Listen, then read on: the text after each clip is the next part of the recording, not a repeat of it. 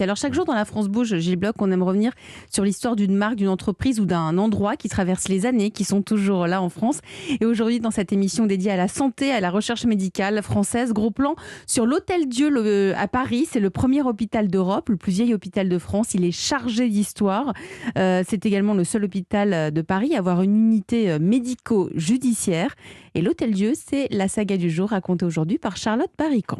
Europe 1. La France bouge, la saga. De l'extérieur, l'Hôtel-Dieu à Paris ne ressemble pas à un hôpital. C'est un grand bâtiment de style haussmannien, tout en pierre, avec une cour intérieure immense et verdoyante.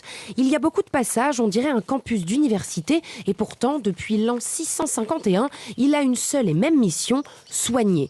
Tout commence avec Monseigneur Landry, un évêque parisien. Il crée l'Hôtel-Dieu sur l'île de la Cité.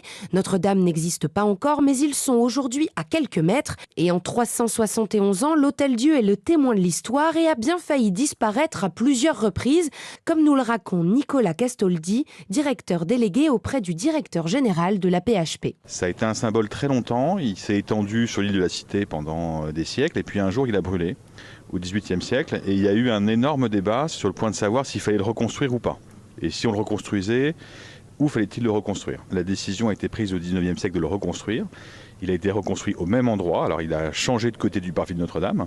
Il est plus au sud, il est au nord.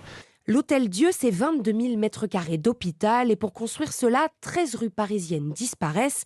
On doit le bâtiment actuel à deux architectes français, Émile Jacques Gilbert et Arthur Stanislas Diette. Il ne change pas d'emplacement puisqu'il est stratégique en bord de Seine. Et pour une bonne raison, les routes à l'époque ne sont pas toujours sûres. Alors il faut faire venir les malades à la barque si besoin. Très pratique, notamment pendant les guerres mondiales.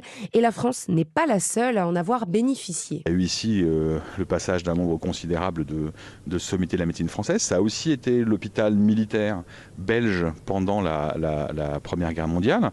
Il y a dans un coin de l'hôpital encore une statue de la reine Astrid. Puis vous voyez autour de vous, vous avez partout dans les galeries des sculptures, des monuments.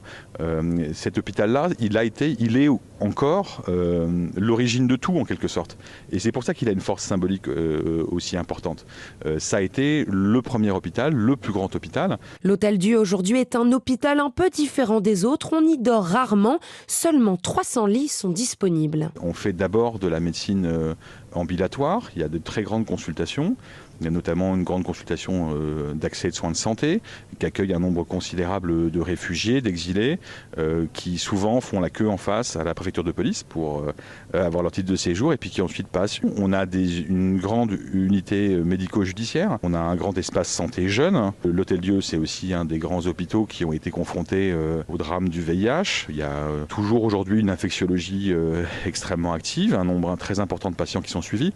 Donc c'est un hôpital qui est au cœur de la cité à tous les sens du terme. L'Hôtel-Dieu est précurseur depuis la première heure et aujourd'hui encore, grâce à ses 600 salariés, il est un haut lieu de la recherche médicale et surtout de l'innovation. Alors il va y avoir un incubateur, il y a même déjà un incubateur, c'est Biolabs, c'est une belle entreprise née aux États-Unis qui a été fondée là-bas par un Allemand. Ils ont compris qu'on ne fait pas d'innovation en santé, que ce soit en biotechnologie ou que ce soit en santé numérique, si on ne fait pas main dans la main avec à la fois la meilleure recherche et puis avec les meilleurs hôpitaux. Et l'objectif, c'est de faire en sorte que l'innovation, elle se construise directement avec la recherche et c'est un point important, directement avec l'hôpital.